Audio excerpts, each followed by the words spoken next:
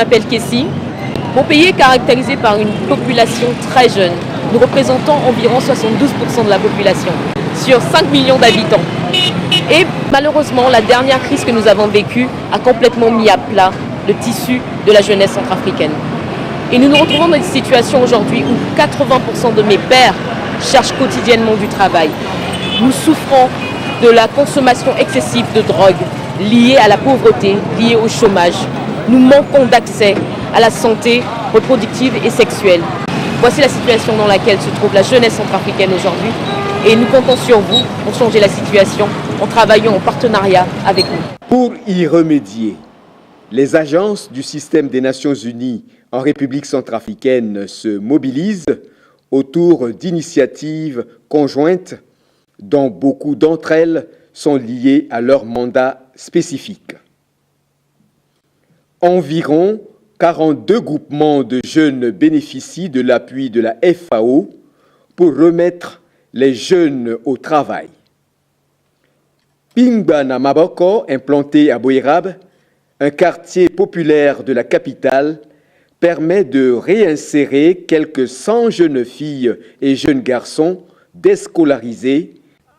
Juste à côté, le PNUD, la MINUSCA et l'UNFPA ont entrepris un programme pilote de réinsertion des jeunes combattants du même quartier à travers la construction par eux-mêmes d'une maison de la culture qui sera un espace convivial pour le divertissement et la cohésion sociale.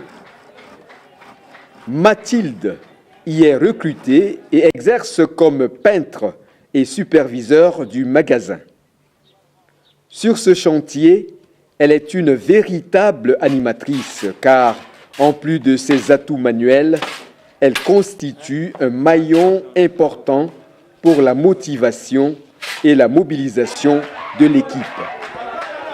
Depuis son démarrage, ce chantier a déjà bénéficié des services de quelques 1000 jeunes filles et jeunes garçons, autrefois laissés à la solde des groupes armés. Ils sont nombreux à tourner le dos à la précarité qu'offrent les exploitants miniers et autres seigneurs de guerre pour apprendre et exercer des métiers d'avenir. Vous me voyez là, et j'ai changé. Moi-même, je me sens que j'ai un peu changé par rapport à ce que j'ai en train de faire auparavant et de tout ce que j'ai en train de faire maintenant. Et c'est grâce à ça que je s'occupe de mes parents, de moi-même, et je loue ma maison, je m'occupe de moi-même à seul. Je ne suis plus rien. Moi, je suis centrafricain, donc j'aimerais conseiller mes frères et sœurs qui sont en train de continuer de faire des choses pareilles pour laisser ça, parce que c'est rien. On ne peut pas avancer avec ça.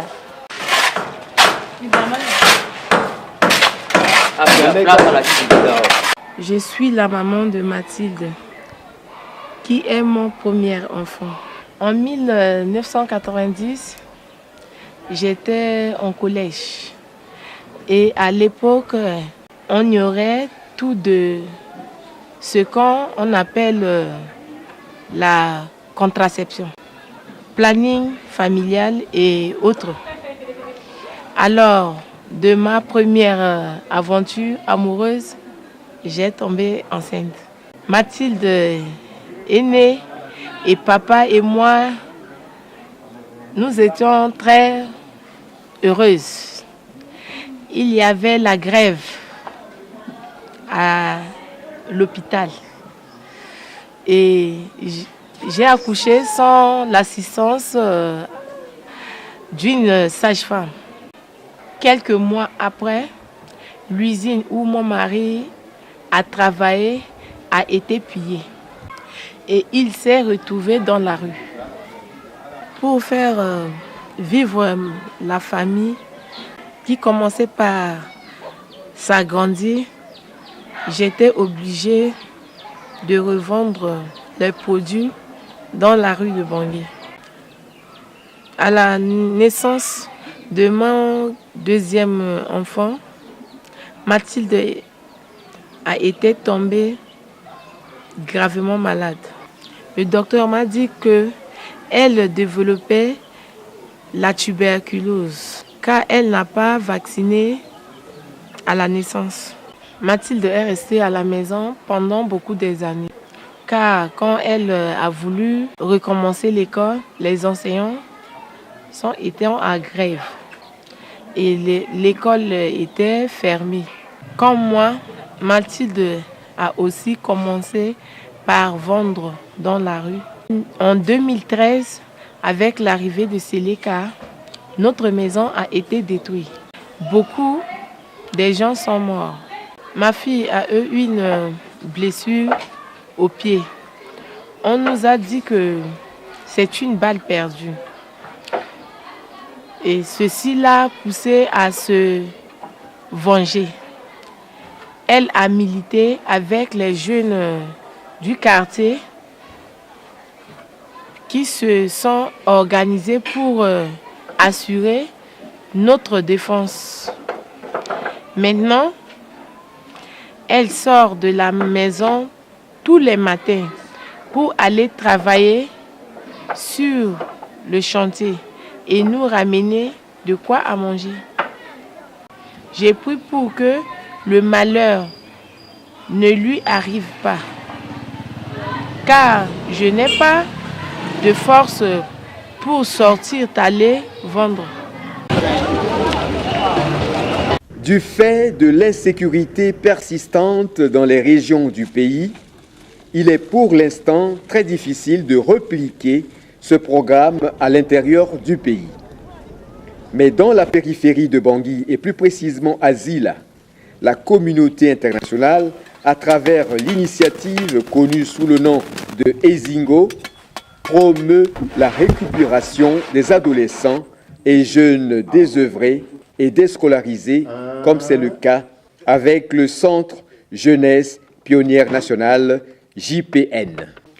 En République centrafricaine, la jeunesse, soit 60% de sa population, est abandonnée dans une extrême pauvreté avec très peu de chances de s'en sortir, car le taux de scolarisation dans le secondaire demeure faible, environ 18%.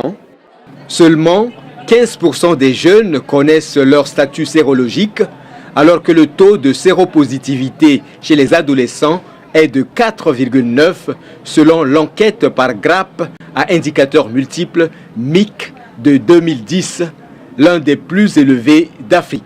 Les crises répétées ont fini par affecter négativement la scolarisation des filles, dont le tiers connaît leur première grossesse avant l'âge de 19 ans.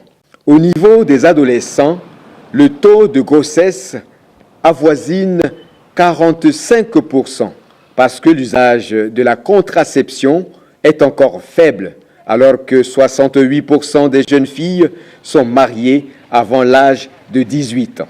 Dans les grandes villes, aussi du fait de la précarité de la vie dans les camps de déplacés internes, les jeunes ont souvent des comportements à risque, comme les rapports sexuels non protégés, la consommation d'alcool ou de drogue. Les chauffeurs de taxi-moto sont réputés être des consommateurs réguliers de tramadol, un opiacé.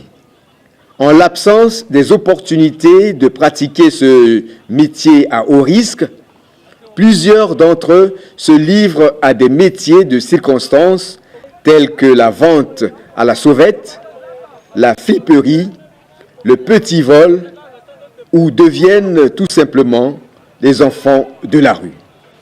Ils sont aussi des proies faciles pour les groupes armés ou les milices qui cherchent à les enrôler dans leurs mouvements. On y trouve ainsi de tout petits enfants que la MUNISCA et l'UNICEF s'emploient à réintégrer dans la vie normale.